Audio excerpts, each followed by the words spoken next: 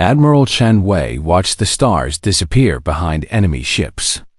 10,000 alien vessels filled the space around Earth like angry wasps. He had never seen so many ships in one place.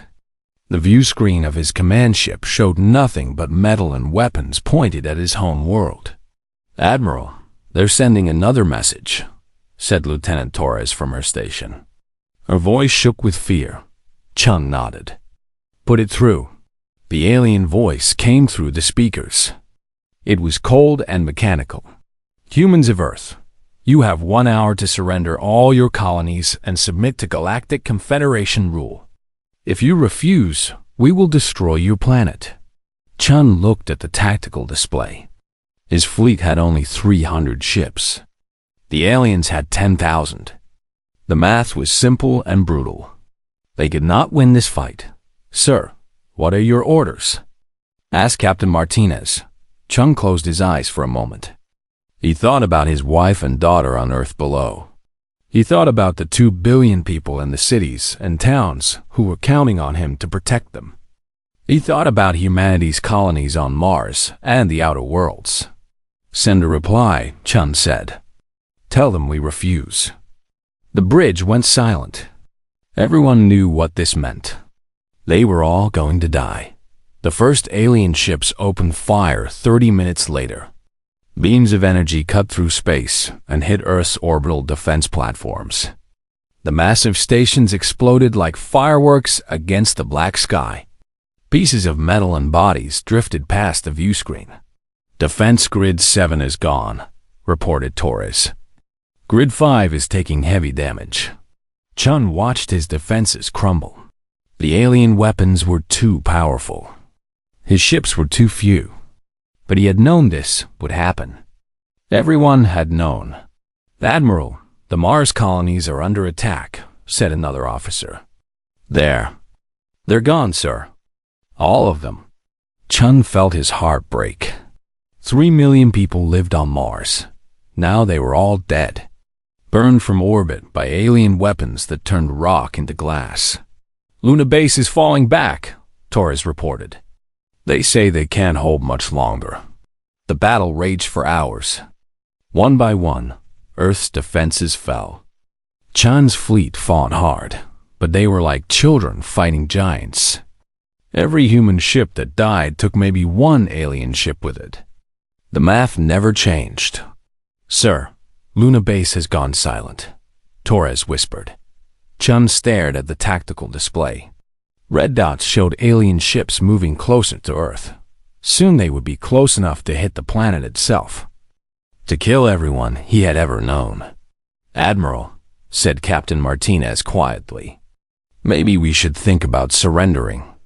To save the civilians." Chen shook his head. "They won't stop with surrender. You saw what they did to Mars. They want us gone." The alien fleet moved into bombardment position. Energy beams began to fall toward Earth like rain. The beautiful blue and white planet began to burn. Cities disappeared under waves of fire. Oceans boiled. Continents cracked. Chen watched his world die. The view screen showed flames spreading across the surface. The aliens were not just attacking military targets. They were killing everything. Men, women, children, animals, plants, everything that made Earth home. "Evacuation ships are launching from the surface," reported Torres. Her voice was barely a whisper. "Thousands of them." Chen nodded. This had been the plan all along. They could not win the battle, so they would save who they could. The evacuation ships were small and fast. They scattered in all directions, jumping to hyperspace as quickly as possible. But Chen noticed something else on his sensors. The evacuation ships were not just running away. They were recording everything. Every alien ship. Every weapon signature. Every tactical formation. All of it was being stored in their computers and sent to hidden bases throughout the galaxy. "Admiral, they're demanding our surrender again," said Torres. Chen looked at the burning planet below. Most of it was already dead. But some evacuation ships were still launching. Every second he delayed meant more people might escape. "Tell them we surrender," Chun said. "Sir?" Martinez looked shocked. "Tell them we surrender," Chun repeated. "But do it slowly. Make them think we're having trouble with our communications." Martinez understood. Every extra minute meant more ships could escape. More humans could survive to carry the memory of what happened here. The alien commander appeared on the main screen. It was a tall, thin creature with silver skin and black eyes. "You have taken too long to surrender, human. Your resistance is over." Chun stood up straight. "I am Admiral Chun Wei of the Earth Defense Force. I formally surrender my fleet and myself to your forces." The alien smiled, showing sharp teeth. "Your surrender is accepted. You will be taken as prisoners to answer for your crimes against the Galactic Confederation." Chun almost laughed. Crimes. As if defending your own home was a crime. The alien ships moved closer to his fleet. Chun could see boarding pods launching toward his ships. Soon alien soldiers would be walking through his corridors, taking his people prisoner. "Admiral," Torres said quietly, "the last evacuation ships have jumped to hyperspace." They made it. Chun felt a small spark of hope. Millions had died today, but millions more had escaped. They carried with them not just their lives, but something the aliens had not expected. They carried detailed information about every alien ship in the fleet. Every weakness. Every technology. Every tactic the aliens had used to destroy Earth. The boarding pods attached to Chun's ship with loud clangs. He could hear alien soldiers cutting through the airlocks. Soon they would be on his bridge. "Remember this day," Chun told his crew. "Remember what they did to our world. Remember the price of their victory." The bridge doors exploded inward. Alien soldiers in powered armor stormed in, their weapons trained on the humans. The silver-skinned commander followed them. "You are all prisoners of the Galactic Confederation," the alien announced. "Your world is ours. Your species will serve us or die." Chun looked at the alien commander with calm eyes. "You won today. You destroyed our world and killed our people. But you made one mistake." The alien tilted its head. "What mistake?" Chun smiled. It was not a nice smile. "You let some of us live." The alien commander laughed. "A few scattered ships? Refugees with no home and no hope. They are nothing." Chun said nothing more. There was no point in explaining. The aliens would learn soon enough that humanity's greatest strength was not their technology or their numbers. It was their refusal to stay down when knocked down. It was their ability to learn from defeat and come back stronger. As the aliens led him away in chains, Chun thought about the evacuation ships scattered across the galaxy. Each one carried not just survivors, but students. People who had watched and learned how the aliens fought. How they thought. How they could be beaten. The battle for Earth was over. Humanity had lost, but the war had only just begun. 6 months had passed since Earth burned. The galaxy had forgotten about humanity. The alien races went back to their normal lives, trading and fighting among themselves. They thought the human problem was solved forever. Commander Sarah, Chun floated in zero gravity inside a converted cargo ship. It had once carried grain between star systems. Now it was home to 3,000 human survivors. The ship drifted in empty space between 2 star systems, hidden from alien sensors. Sarah was Admiral Chun's daughter. She had been on Mars when the attack began. An evacuation ship had picked her up just before the aliens turned the planet to glass. She had watched her home world burn from space, just like her father had. "Commander, we're getting reports from the other survivor groups," said Dr. Nakamura. The old scientist had gray hair and tired eyes. She'd have been Earth's top expert on alien biology before the war. Sarah turned to face her.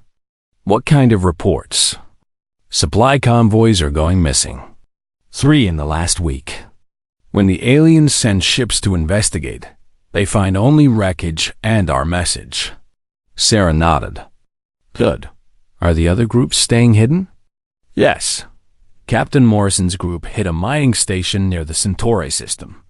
Captain Rodriguez destroyed a research facility in the Vega sector. No survivors. Dr. Nakamura pulled up a holographic display.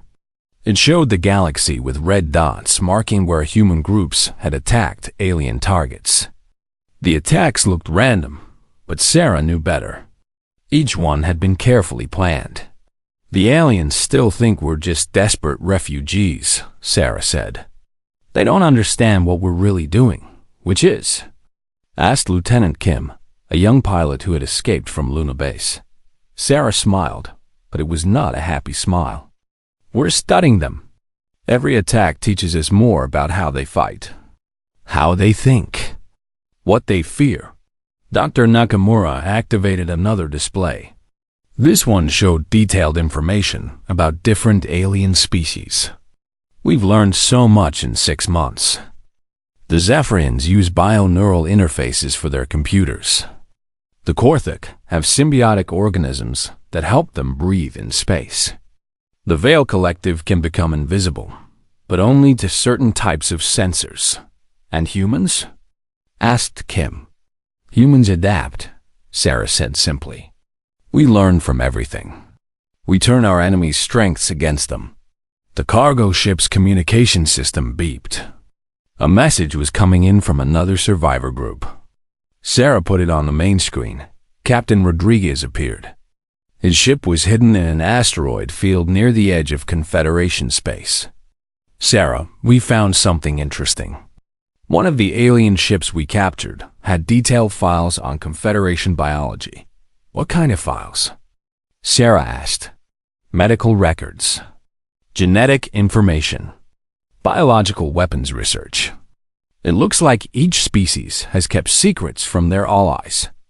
Weaknesses they don't want the others to know about. Dr. Nakamura leaned forward with interest. Can you send us those files? Already uploading them now. But Sarah, there's something else. The aliens are starting to get nervous. They're increasing patrols in empty space. They know something is wrong. Sarah thought about this. Good. Fear makes people make mistakes. Tell all the other groups to increase attacks. Hit them harder and faster. Are you sure? We might lose some ships. We lost our entire world, Sarah said quietly. A few ships don't matter if it helps us learn how to hurt them. Rodriguez nodded and cut the communication. Sarah turned back to Dr. Nakamura, who was already studying the new alien files. This is incredible, the scientist said. The Zephyrians are vulnerable to certain electromagnetic frequencies. The Corthic symbiotes can be disrupted by specific viruses. The Veil Collective's invisibility technology fails if you track gravitational anomalies instead of visible light. Sarah felt a cold anger growing in her chest. They all have weaknesses. Every species does. The problem is that most races can't exploit these weaknesses because they don't have the right biology or technology. Dr. Nakamura looked up from her screen. But humans might be different. How so? Our brain chemistry is unique. Our immune system is incredibly adaptable. Our technology is primitive but flexible. We might be the only species that can use all of these weaknesses against them. Sarah thought about her father, probably dead in an alien prison somewhere. She thought about Earth, still burning in space. She thought about the billions of humans who would never see another sunrise. How long do you need? She asked. For what? To turn everything you've learned into weapons. Dr. Nakamura was quiet for a long moment. 6 months. Maybe less if the other groups keep sending us information. You have 3 months. Sarah, I don't think... 3 months, Sarah repeated. Because in 3 months, we're going to start killing them. Not just their ships or their stations. We're gonna start killing entire worlds." Lieutenant Kim looked shocked. "Commander, that's billions of lives." Sarah turned to face the young pilot. Her eyes were cold and hard. "They killed billions of our lives. They burned our children. They destroyed our world. Now they get to learn what happens when you corner a species that has nothing left to lose." Dr. Nakamura nodded slowly. "I understand. But Sarah, once we start this kind of war, we can't take it back. The galaxy will never forgive us." "Good," Sarah said. "I don't want forgiveness. I want them to be afraid. I want them to remember what they did to Earth every time they look at the stars." She activated the ship's communication system and sent a message to all the other survivor groups. Her father's face appeared on screens throughout the galaxy, wherever humans were hiding in the dark between stars. "This is Commander Sarah Chun," she said. "The Galactic Confederation thinks they have won. They think humanity is finished. They are wrong." She paused and looked directly into the camera. "For 6 months, we have been learning, watching, preparing. Now it's time to show them what humanity really is when you take away everything we love. In 3 months, we begin the real war. Not for territory or resources, but for something much simpler: revenge."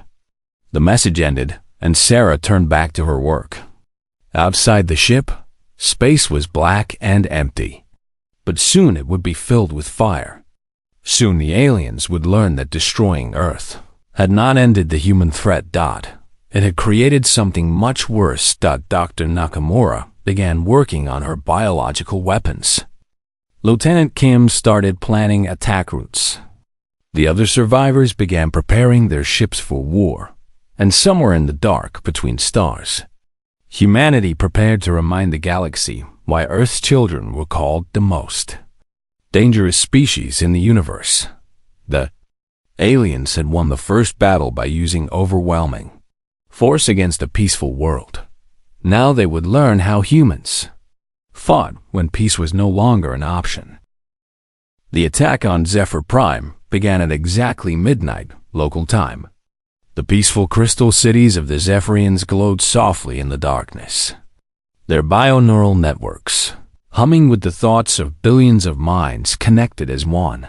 None of them saw death coming. Lieutenant Hayes crept through the main data center beneath the capital city.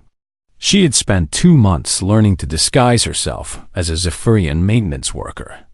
Her human brain chemistry, so different from alien minds, allowed her to interface with their bioneural systems without being detected. "Neural grid access confirmed," she whispered into her communication device.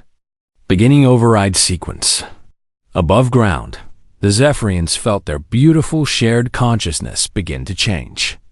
Their connected minds, which had brought them peace for thousands of years, suddenly filled with images of burning Earth. Human screams echoed through their mental network. The dying words of children filled their thoughts. "What is happening?" cried Zephyrian leader Veltar as she felt her people's minds breaking under the assault. "Who was doing this to us?" Hayes smiled in the darkness below. "This is for Earth," she said, and activated the final sequence. Every defense satellite around Zephyr Prime turned its weapons toward the planet below. The Zephyrians watched in horror as their own protection systems began bombing their cities. Crystal towers that had stood for millennia shattered like glass. Millions died in the first hour, but Hayes was not finished. She uploaded a virus into their bioneural network. A virus designed by Dr. Nakamura to specifically target Zephyrian brain patterns. Within hours, every Zephyrian connected to their network was dead. Their minds burned out by feedback they could not escape. 3 billion lives ended in a single day. But this was only the beginning. Across the galaxy, the Korthic hegemony prepared for their morning battle drills. The proud warrior race lived for combat, their bodies enhanced by symbiotic organisms that allowed them to fight in space without protective suits. They were the strongest fighters in the Confederation. Captain Rodriguez watched their fleet from a hidden position, behind a small moon. 50,000 Corthic warships floated in perfect formation, their crews preparing for training exercises that would never come. Dr. Nakamura's virus is loaded into the torpedo, reported his weapons officer. One shot, and their symbiotes will turn against them. Rodriguez thought about Earth burning, about the children who died screaming as alien weapons turned his world to ash. Fire. The torpedo looked like a normal weapon as it flew toward the Corthic fleet. Their sensors detected it, but they were not worried. One human torpedo could not hurt 50,000 ships. They were wrong. The torpedo exploded in the center of their formation, releasing Dr. Nakamura's modified Earth virus. The Corthic had no immunity to Earth diseases. Their symbiotic organisms, which lived in their blood and helped them breathe, began to die within minutes. What is this? Gasped Corthac war leader Zan as he felt his symbiotes failing. Around him, his bridge crew was choking on their own blood. How can one torpedo do this? His communications officer was already dead, purple blood foaming from his mouth. His tactical officer collapsed at her station, her enhanced muscles useless without the organisms that powered them. Across the entire fleet, the same scene played out. 50,000 warships drifted dead in space, their crews suffocated by their own biology. The proudest warriors in the galaxy had been killed by invisible Earth germs they never saw coming. Rodriguez sent a message on all Confederation frequencies. This is for Earth. This is for our children. This is what happens when you make enemies of humans. But the worst was yet to come for the alien races. The Veil Collective had always been proud of their stealth technology. They could become completely invisible to all known sensors. For centuries, they had been the galaxy's finest spies and assassins. No one could find them when they didn't want to be found. Commander Sarah Chun found them anyway. Gravitational anomaly detectors online, reported her tactical officer as her fleet moved through Veil space. Dr. Nakamura was right. We can't see them, but we can track the way they bend space around their ships. Sarah had spent weeks studying the Veil Collective's technology. They could become invisible to light, heat, and electromagnetic sensors. But they could not hide their mass. Human gravitational detectors, developed for asteroid mining, could track them perfectly. Veil ships detected, announced the tactical officer. 12 destroyers moving to intercept. They still think we can't see them, Sarah said with a cold smile. Let them get close, then show them what human targeting computers can do. The Veil ships moved closer, confident in their invisibility. They had destroyed human vessels before during the conquest of Earth. This would be easy. Sarah waited until they were only 1,000 kilometers away. Fire all weapons. Her fleet's energy beams reached out and found invisible targets with perfect accuracy. Veil ships exploded in silent flashes of light, their crews never understanding how humans had seen them. Impossible. Transmitted to surviving Veil commander. You cannot detect our ships. We're human, Sarah replied. We adapt. We learn. We overcome. She destroyed the rest of the Veil fleet in minutes, then broadcast her message across their space. Your stealth technology is useless. Your invisibility is broken. We can see you all, and we are coming for you. The news of the 3 attacks spread through the Galactic Confederation like wildfire. 3 of their strongest member races had been completely destroyed in a single day. The Zephyrians, masters of mental connection, burned out by their own network. The Corthic, greatest warriors in the galaxy, killed by Earth germs. The Veil Collective, perfect spies, hunted down by primitive human sensors. Ambassador Kelthra of the Ethereal Conclave called an emergency meeting of the Confederation Council. The surviving alien leaders appeared as holograms, their faces showing fear and confusion. How is this possible? demanded the Tao Sishan representative. These humans are supposed to be beaten refugees. They had only a few hundred ships. Their tactics make no sense, added the Rigel Union spokesman. They're not trying to conquer territory. They're just killing us. Kelthra studied the reports from the 3 attacks. Each one had been perfectly planned to exploit specific weaknesses that the victim races had hidden from their allies. Weaknesses that should have been impossible for humans to discover. They're learning, she said quietly. Every attack teaches them more about how to kill us. Then we need to find them and destroy them before they can attack again, declared the Andorian fleet commander. With what? Kelthra asked. 3 of our strongest fleets are gone. The humans have proven they can defeat our best technology and our greatest warriors. What makes you think your forces would do any better? The council chamber fell silent. For the first time in their long history, the Galactic Confederation faced an enemy they did not understand. An enemy that turned their own strengths against them. An enemy that fought not for conquest, but for pure revenge. Sarah Chun received reports of the council meeting from human spies who had infiltrated Confederation space. She smiled as she read about the fear in their voices. Dr. Nakamura, she called. How many more biological weapons can you create? I have samples from 47 different Confederation species, the scientist replied. I can make specific weapons for all of them. Good. Begin production immediately. Sarah looked at the tactical display showing the galaxy. Red dots marked Confederation worlds, billions of aliens living in cities and towns. Thinking they were safe behind their fleets and defense systems. They were all wrong. The human war machine was just getting started. And Sarah intended to show the galaxy what happened when you burned a world full of someone's children. The aliens had wanted to see human savagery. Now they were going to get their wish.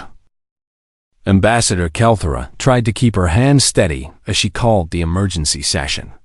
The council chambers of Nexus Prime, once the proud symbol of galactic unity, now felt more like a tomb. Half the seats were empty. The representatives who still came looked over their shoulders constantly, as if death might walk through the doors at any moment. We need to coordinate our defenses, she announced to the remaining alien leaders. The human attacks are getting worse. Coordinate with who? Snapped the Tao Sishan representative. His blue skin had turned pale with stress. The Rigel Union pulled all their ships back to their home system last week. The Andorian Federation won't answer our calls. Everyone is running scared. General Thax of the Centauri Defense Force leaned forward in his chair. His insectoid features made it hard to read his expression, but his voice shook with barely controlled fear. Maybe they're smart to run. Do you know what the humans did to my supply depot on Kepler Station? Kelthra had read the reports. She wished she hadn't. They didn't just destroy it, General Thax continued. They turned our own atmospheric processors against us. Pumped toxic gas through the ventilation system. 7,000 of my people died choking on air that should have kept them alive. The humans seem to know everything about our technology, said Representative Vax of the Outer Rim territories. How is that possible? They're primitives. They had barely left their solar system before we conquered them. Dr. Nakamura would have smiled if she could hear this conversation. She was currently working in a hidden laboratory built inside a captured Confederation medical ship. Around her, human technicians studied alien biology and technology with the focused intensity of predators learning to hunt. The neural disruptor for the Mindari is ready, reported one of her assistants. It targets their telepathic organs specifically. Should cause complete mental breakdown within hours. Dr. Nakamura nodded and made a note in her files. The Mindari were a peaceful race who communicated through shared thoughts. Their telepathic ability made them excellent diplomats and negotiators. It also made them vulnerable to a weapon that could overload their mental connections. What about the methane breathers? She asked. Atmospheric conversion virus is ready for deployment. It will turn their natural air toxic. They'll suffocate in their own breathing masks. And the crystalline collective? Sonic disruptor array. Their crystal bodies resonate at specific frequencies. Hit them with the right sound waves, and they'll shatter like glass. Dr. Nakamura looked at the list of 47 different alien species. Each one had a biological weakness that could be exploited. Each one had trusted the wrong species by attacking Earth. Begin production on all weapons, she ordered. We have work to do. Meanwhile, Commander Sarah Chun coordinated the largest human attack yet. 50 captured alien ships, crewed by human survivors, moved toward the Mindari home system. The telepathic aliens would never see them coming because they looked like normal Confederation vessels. Remember, Sarah broadcast to her fleet. The Mindari were the ones who suggested destroying Earth completely when we first refused to surrender. They wanted to crack our planet like an egg. Now they get to experience what complete mental destruction feels like. Lieutenant Kim, now commanding her own captured ship, checked her weapon systems. Neural disruptor loaded and ready. Commander, Dr. Nakamura's weapon should affect their entire planetary population within 6 hours. Sarah thought about her father, dead in an alien prison. She thought about her friends who had burned when Earth fell. She thought about the human children who would never grow up because aliens had decided humanity was inconvenient. Fire when ready, she ordered. The weapon was invisible and silent. It passed through the Mindari's planetary shields as if they didn't exist. Within minutes, every telepathic mind on the planet began to scream. The Mindari had shared consciousness for thousands of years. Their thoughts flowed between them like water, creating a beautiful mental symphony that had inspired art and philosophy throughout the galaxy. Now that symphony became a nightmare. Human memories flooded their minds. The death of Earth played over and over in their telepathic network. They felt every human child's terror as alien weapons fell from the sky. They experienced every mother's grief as her family burned. They lived through every father's rage as he watched his world die. "Make it stop," cried Mindari Prime Speaker Zethara as she collapsed in her crystal palace. "Please, make the voices stop." But there was no stopping it. Dr. Nakamura's weapon had been designed specifically to target their telepathic organs. Every Mindari on the planet was trapped in a feedback loop of human pain and anger. Within hours, their beautiful shared consciousness had become a prison of endless suffering. 3 billion telepaths died that day, their minds burned out by the collective trauma of Earth's destruction. Sarah broadcast her message across all frequencies. This is for the children you murdered. This is for the world you burned. Remember this pain, because it's only the beginning. The attacks continued across the galaxy. The methane-breathing hegemony of Proxima found their atmosphere, turning poisonous as human-modified viruses spread through their air processors. Entire cities suffocated as their own life support systems became weapons. The crystalline collective watched in horror as human, sonic weapons shattered their people like glass sculptures. Their beautiful crystal cities, grown over millions of years, crumbled to dust in minutes. The machine race known as the Iron Republic discovered that human computer viruses could turn their robotic bodies against them. Their own hands strangled them while their mechanical minds screamed in digital agony. Each attack was perfectly tailored to exploit specific weaknesses. Each species died in ways that were uniquely horrible for their particular biology. And each attack was followed by the same message. Remember Earth. Remember what you did to us. Ambassador Kalthara received the reports in her office on Nexus Prime. The numbers were staggering. In just 3 months, the humans had destroyed 14 member species of the Confederation. Trillions of lives lost. Entire civilizations wiped out. They're not trying to conquer us, she whispered to her aide. They're trying to exterminate us. Her aide, a young ethereal named Zillith, nodded grimly. The psychological profiles suggest they're fighting a war of pure revenge. They don't want our territory or our resources. They just want us dead? But why? We offered them a place in the Confederation. All they had to do was accept their position. Zillith looked at her with sad eyes. Ambassador, we destroyed their home world. We killed their children. From their perspective, we committed genocide.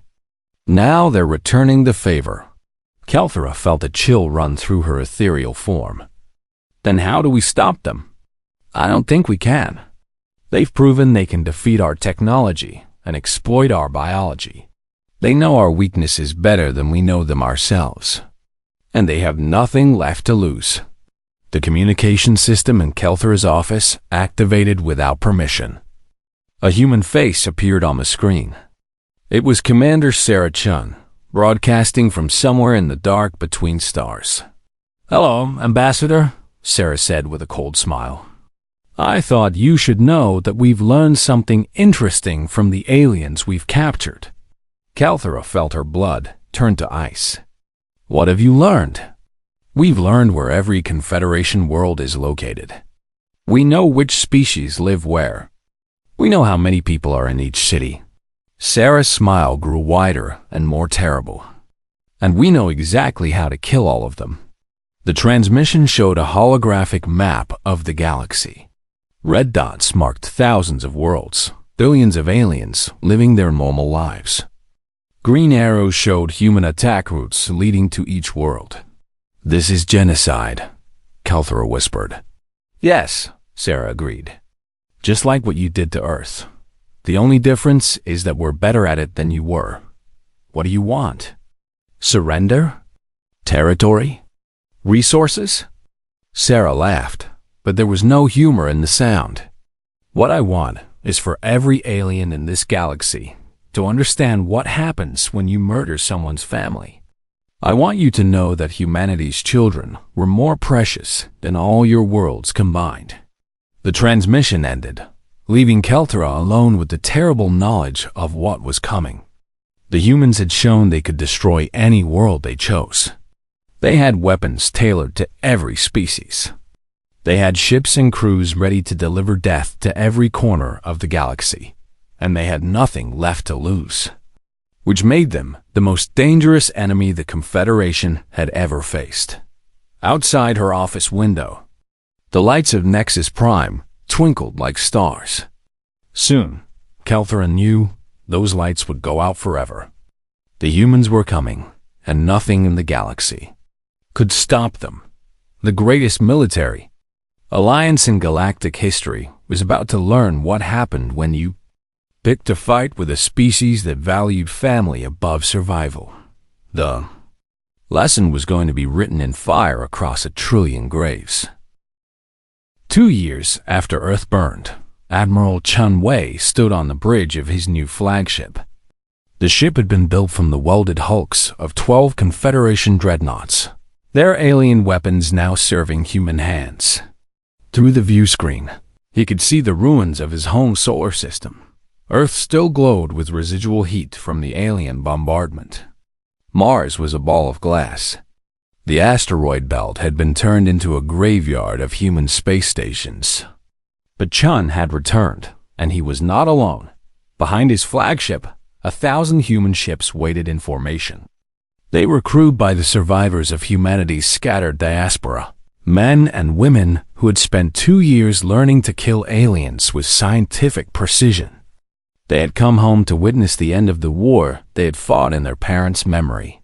"Admiral," said Captain Rodriguez from his position at the tactical station, "we're receiving surrender offers from 17 different species. They're willing to give us anything we want." Chun read through the desperate messages on his personal display. The Tausetians offered their entire star system. The Rigel Union promised to serve as human slaves for 1,000 years. The Andorian Federation begged for mercy for their children. Reply to all of them the same way, Chun said quietly. Tell them their offers are noted and rejected. Sir, some of these races had nothing to do with the attack on Earth, said Lieutenant Torres. She had survived the battle for Earth and served as Chun's communications officer. The Benthic Republic actually voted against the invasion. Chun looked at her with tired eyes. Lieutenant, do you remember what the Confederation told us when we asked for mercy? When we begged them to spare our civilians? Torres nodded reluctantly. They said humanity needed to learn its place in the galactic order. Now, the galaxy needs to learn what happens when you teach humans their place. Chun activated the ship's communication system. Dr. Nakamura, what's the status of our final project? Dr. Nakamura appeared on the screen from the ship's biology lab. She looked older than her years, worn down by 2 years of creating weapons designed to kill entire species.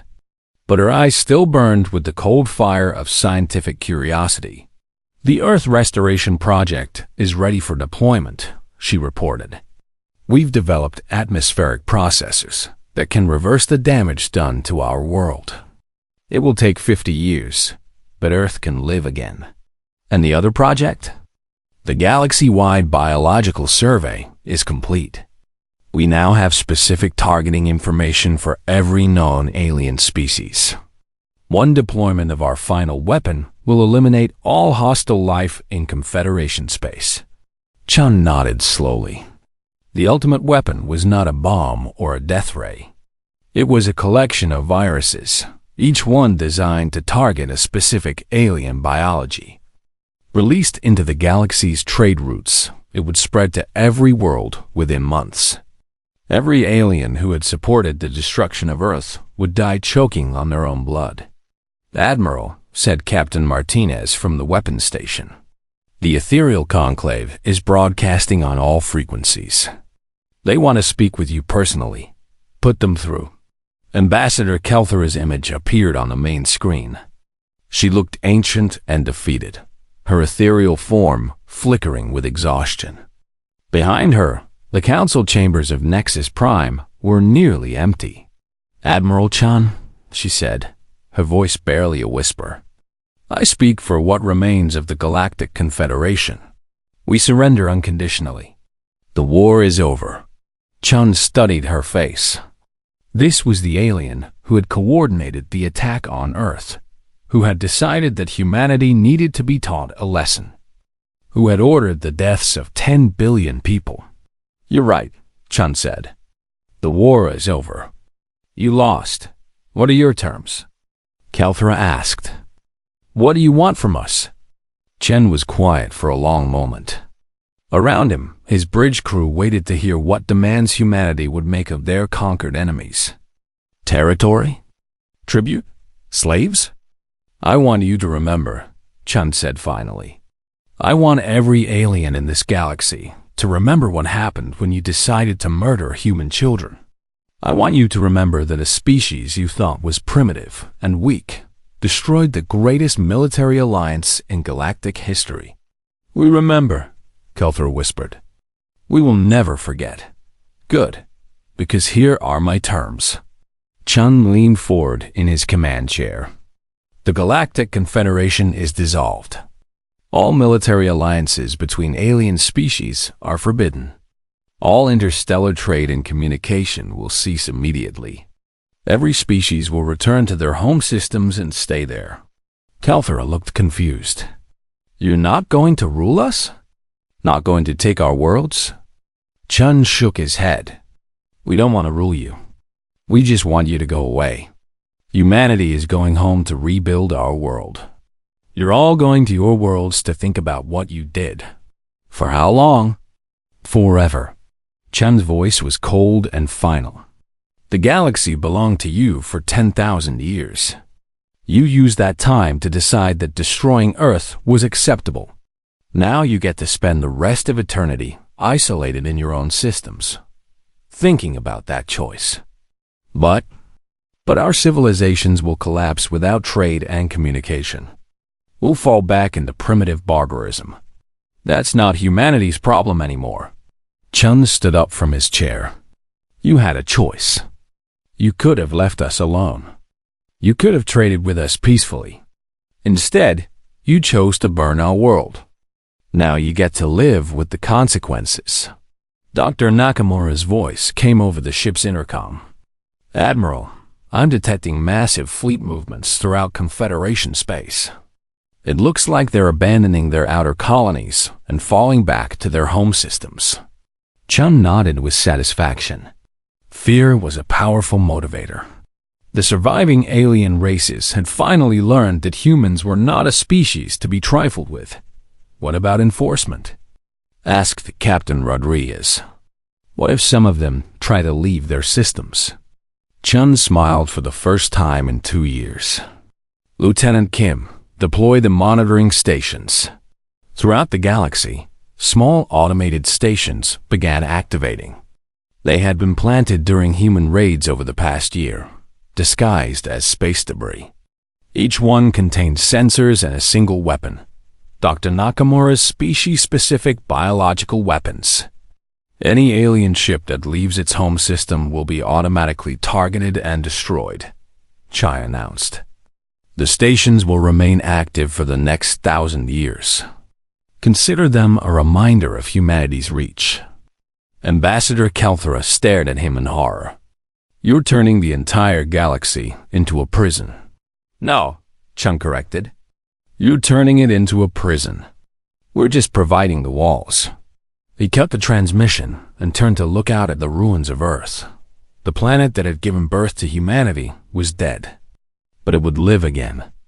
Dr. Nakamura's atmospheric processors were already beginning their work, slowly converting the poisoned air back into something that could support life. Admiral, said Torres quietly, some of the crew are asking about the future. What happens to humanity now? Chun thought about this question. They had won the greatest war in galactic history. They had destroyed an empire that had ruled the stars for millennia. They had proven that humans were the most dangerous species in the universe when properly motivated. But what did you do after you had your revenge? We go home, Chun said simply. We rebuild our world. We have children. We teach them about Earth as it was before the fire. We make sure they know why the galaxy is silent. And if the aliens try to contact us, if they want to trade or negotiate. Chun looked at the monitoring station displays. Thousands of automated sentries watched the galaxy, ready to kill any alien who dared to leave their assigned prison. It was a perfect system, designed by humans who had learned that sometimes the only way to ensure peace was to make war too terrible to contemplate. They won't, he said with certainty. They've learned their lesson. As his fleet began the long journey back to Earth, Chun thought about the future his species had bought with fire and blood. The galaxy would be quiet now. No more wars between species. No more empires rising and falling. No more alien races deciding that other worlds needed to be conquered or destroyed. Just silence. The kind of silence that came when predators had taught their prey to stay in their holes. It was not the future anyone had planned, but it was the future humanity had earned. Earth's children had shown the galaxy what happened when you mistook mercy for weakness. When you burned someone's home and killed their family, the lesson had been expensive. Trillions of aliens had died to learn it. But now it would never be forgotten. Chun activated his personal log for the final time.